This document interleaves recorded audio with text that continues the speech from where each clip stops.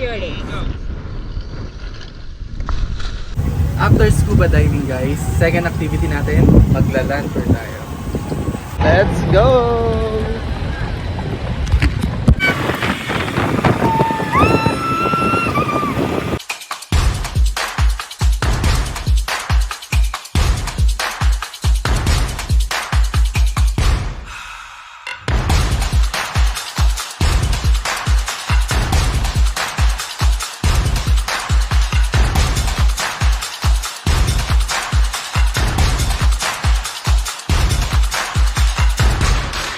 For today's activity, hindi kompleto ang pagstay natin sa Boracay kung hindi tayo magkakaroon ng mga activities dito. So, ang una natin gagawin guys, mag-scuba diving tayo. Nandito tayo ngayon sa Aqualife Divers Academy. So, sobrang lapit lang ito sa hotel na tinutuluyan natin. Tara guys, tingnan natin yung loob.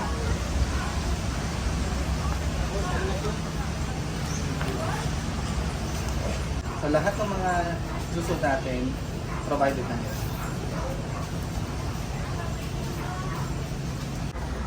So guys, una meron silang ibibigay na waiver. So hindi natin filapan ito bago tayo mag-scuba.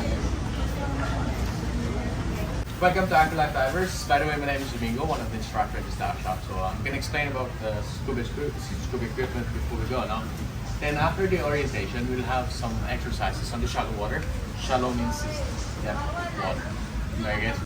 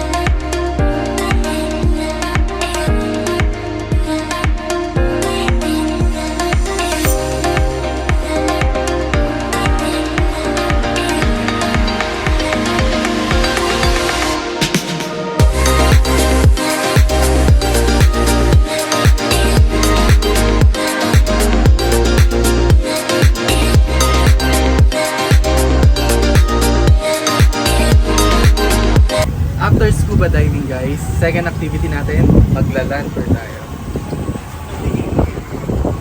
Ito guys ang mangrove.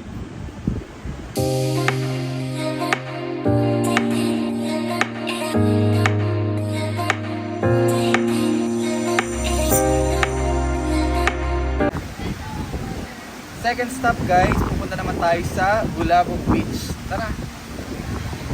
Okay guys, nandito na tayo sa famous na puno ng Bulabog Beach.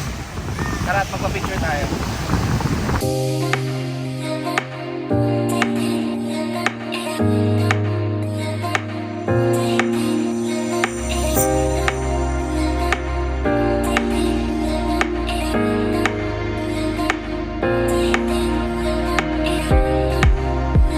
Dito naman tayo sa grotto.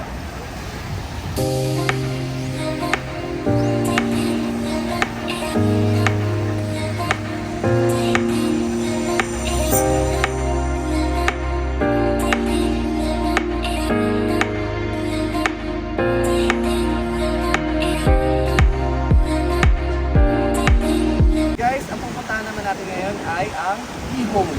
Tara!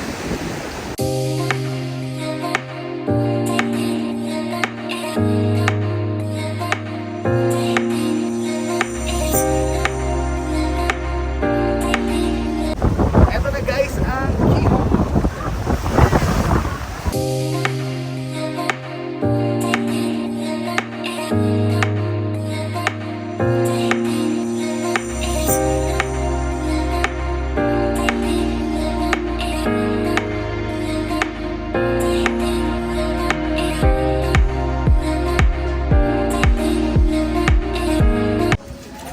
guys ay Scuba Beach.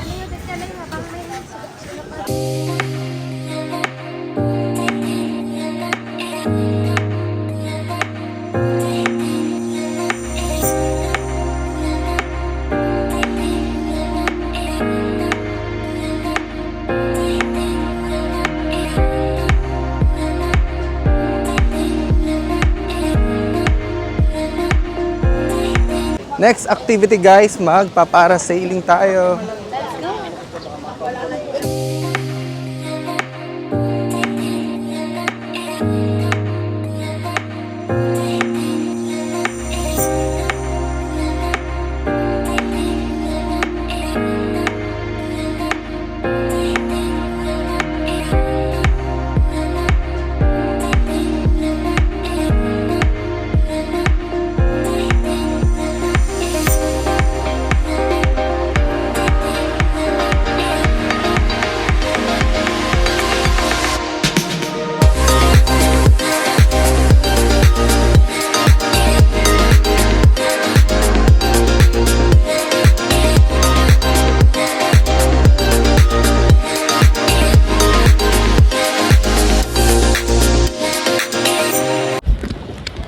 Next activity guys, island hopping. Let's go!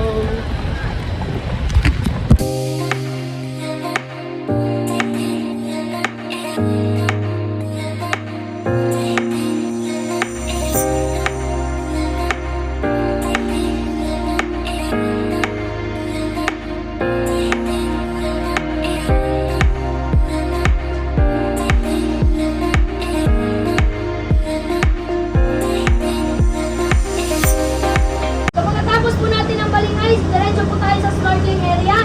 So doon po sa snorkeling area, may babayaran po tayo ng 40 pesos each for the environmental fee. So kakulit po namin yon after na po natin mag-snorkeling.